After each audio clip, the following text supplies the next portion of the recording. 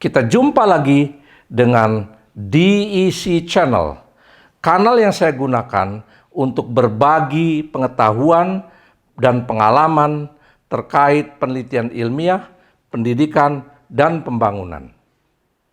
Pada sesi ini, kita akan membahas tentang bagaimana memilih metode penelitian.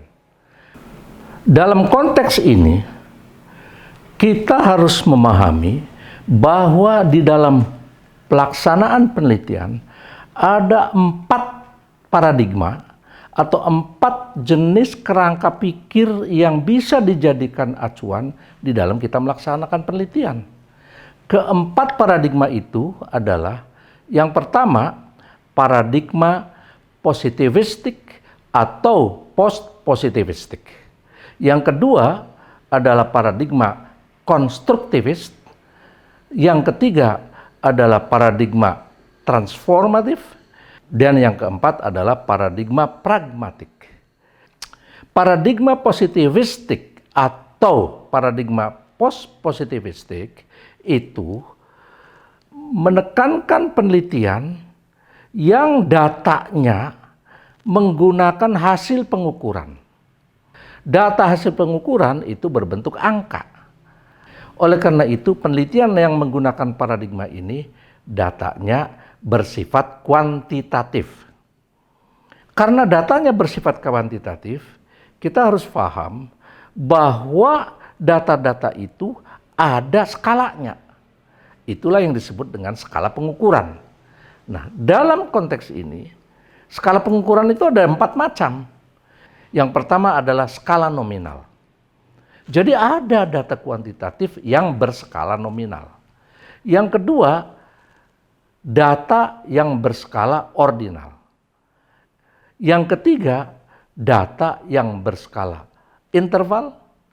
Dan yang keempat adalah data yang berskala rasio. Apa yang dimaksud dengan data berskala nominal?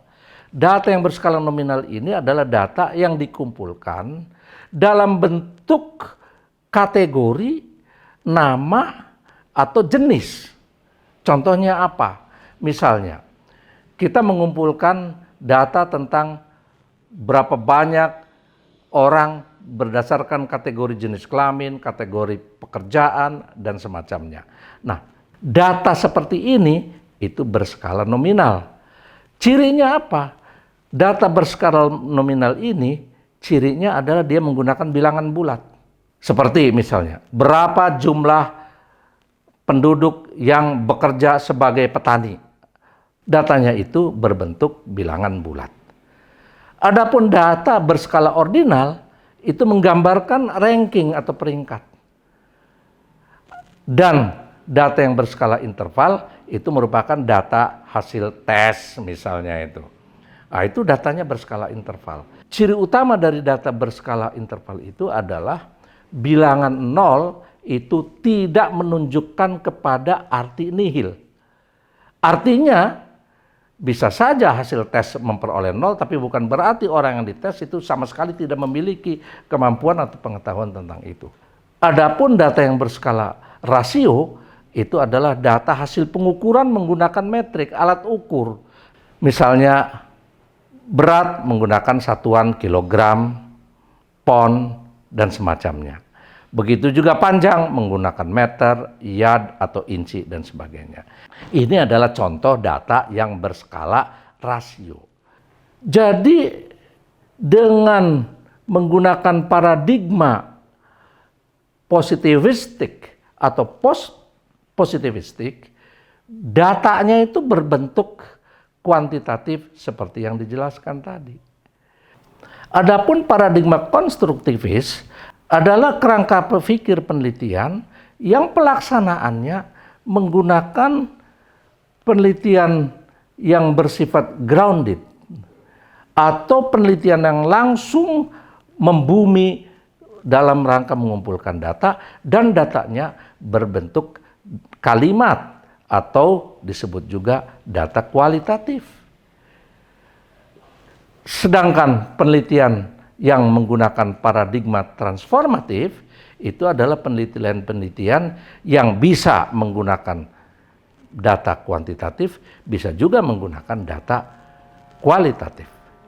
Adapun paradigma penelitian pragmatis itu menggabungkan atau mencampur metode-metode penelitian yang menggunakan data kuantitatif dan metode penelitian yang menggunakan data kualitatif, atau metode-metode yang sering kita dengar istilahnya menjadi metode-metode penelitian campuran.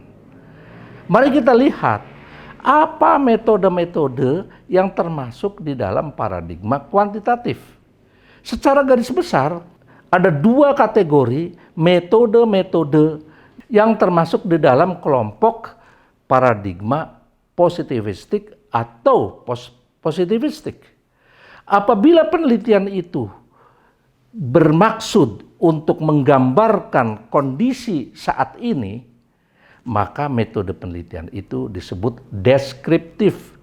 Apabila kita ingin menguji cobakan suatu metode tertentu atau menguji cobakan apa saja, maka penelitian itu bisa menggunakan metode eksperimen atau kuasi eksperimen.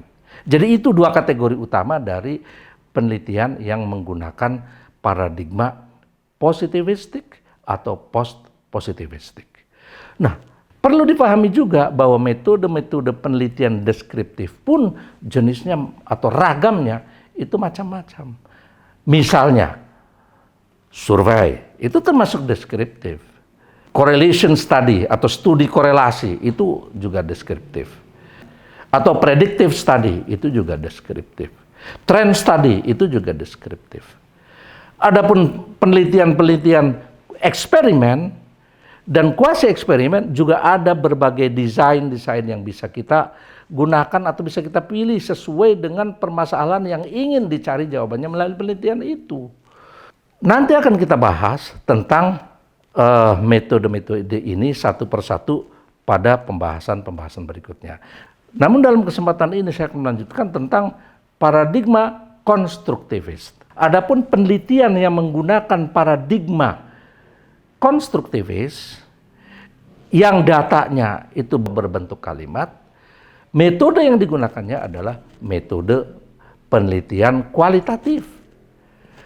Ini pun ada beberapa ragam, termasuk kualitatif yang menggunakan triangulasi dan akan dibahas pada sesi yang lain. Sedangkan yang ketiga adalah paradigma transformatif. Pelaksanaan penelitian yang menggunakan paradigma transformatif itu juga ada beberapa metode. Di antaranya adalah misalnya penelitian kualitatif.